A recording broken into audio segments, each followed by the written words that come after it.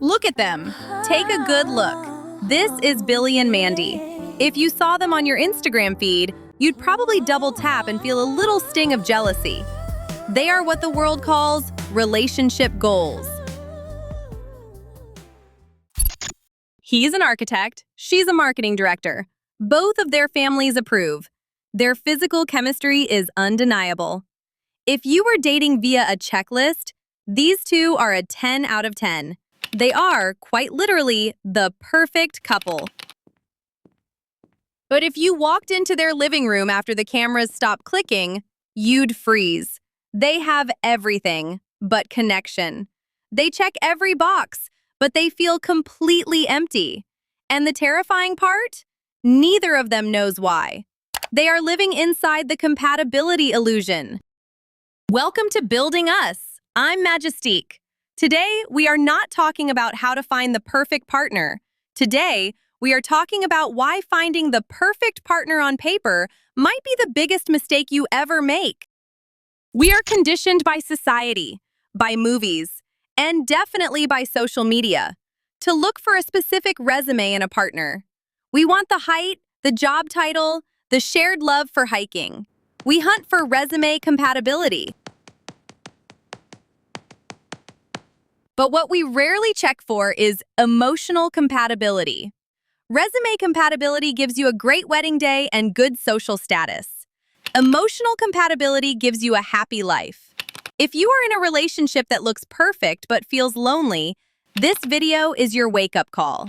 Stop scrolling, put down your checklist, and let's get to work. To understand why these perfect unions shatter, we first have to understand why we seek them out. Look at Billy. In our modern world, we use our partners to validate our own status. If Billy dates Mandy, it proves he has arrived. It's an achievement, not a connection.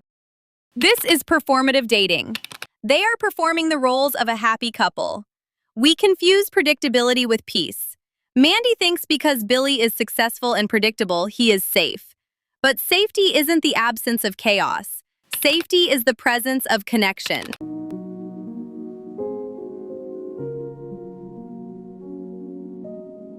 The biggest indicator of a resume relationship is an overwhelming sense of boredom that you call stability. When everything is perfect on paper, you run out of things to talk about after the first 3 dates. You discussed your careers, your families, and your favorite travel destinations. Now what?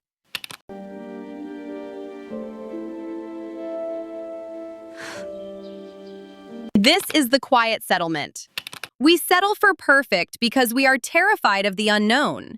We stick with the boring relationship because we are scared that if we leave, we won't find anyone who checks the boxes again.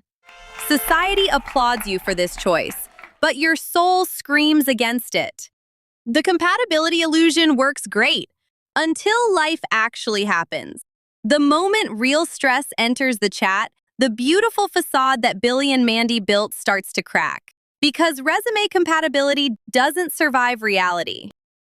There are 3 massive areas where perfect couples realize they are actually complete strangers.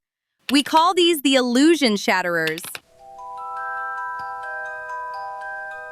Illusion shatterer number 1, conflict resolution styles.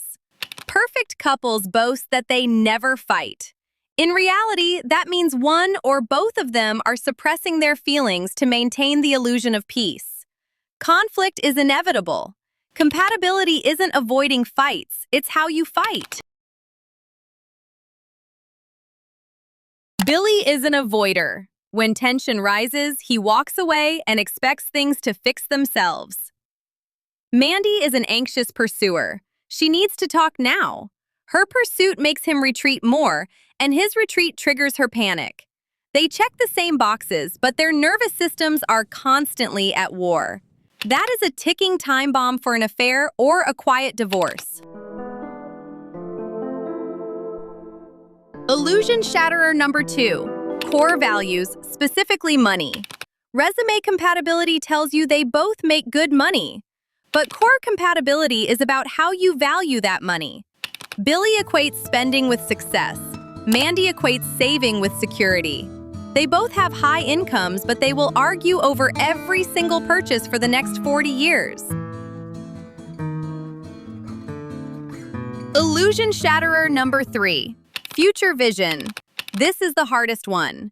Human beings are dynamic. Who you were when you met at 25 is not who you are at 35. This is the "we grew apart" trap. Billy wants the CEO title and is willing to work 80-hour weeks for it. Mandy wants to slow down and raise a family in a quiet town. If you don't grow together, you automatically grow apart. So, you are sitting there watching this, and you realize you are Mandy. Or you are Billy. You're in a perfect relationship that feels like a prison.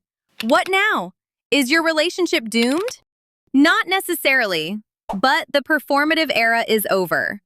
If you want to save what you have or find something real, you must dismantle the illusion and build a foundation of deep compatibility. Here is the blueprint. First, you must prioritize emotional vulnerability over resume perfection. Deep compatibility requires you to take off your mask. You have to ask the uncomfortable questions that don't fit on a checklist. What are your actual fears about marriage? How did your parents' money struggles impact you? You cannot connect with a performance. You have to connect with a person. Hee hee, you've got a little flower on your nose. Well, at least it's not on my glasses. True. Second, understand that compatibility is built, not found. Nobody is 100% compatible with you. Deep compatibility is the willingness to lean into the discomfort and learn your partner's love map. It is intentionally scheduling dates to learn something new about each other, even after 10 years. You stop expecting perfection and start valuing effort. Stop letting society dictate your relationship goals. A perfect relationship that is empty is a failure. An imperfect relationship that is deeply connected and constantly growing, that is the ultimate success. Choose the connection. Choose the messy reality. Resume compatibility might get you through the wedding. Deep emotional compatibility will get you through the marriage. Thanks for watching. If this episode triggered something for you, hit that subscribe button. We are just getting started building a better kind of love. I need to know your take below. Be honest. Have you ever stayed in a relationship that looked perfect on the outside, even though you felt empty inside? What made you finally leave, or what made you stay? Let's discuss about it in the comments. And remember, let's get to work. Solid ground and a love that's true, building us, starting with you.